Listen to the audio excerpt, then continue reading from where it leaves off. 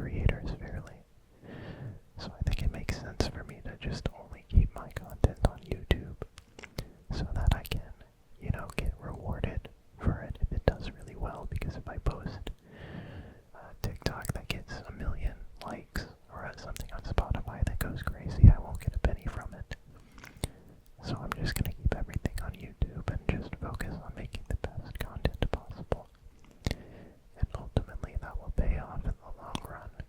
A lot of my favorite content creators and musical artists and whatnot, I didn't discover them until very, very late in their career.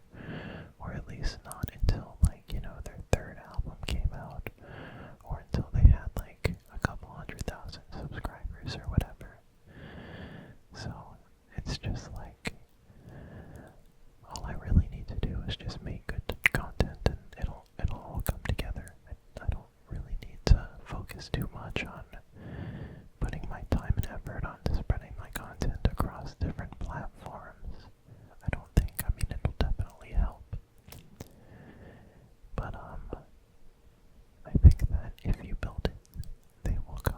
They'll most definitely come, so that's what I'm gonna try and do. So, I think that going forward in this video, I'm gonna try and just do some inaudible whispers. And I hope you enjoyed this just random rambling on my microphones. And I think I'm gonna get a stack of baseball cards to read off of so that I have something to be actually not pronouncing, but what's the word? A script for me to be reading instead of just trying to think off the top of my head when I'm doing these inaudible whispers on these microphones like that. It really helps to have a little script. It really does help. I guess one other thing that I'll say, I would say I'm surprised I haven't had a sponsor yet on this YouTube channel. But I have had 1 or 2 offers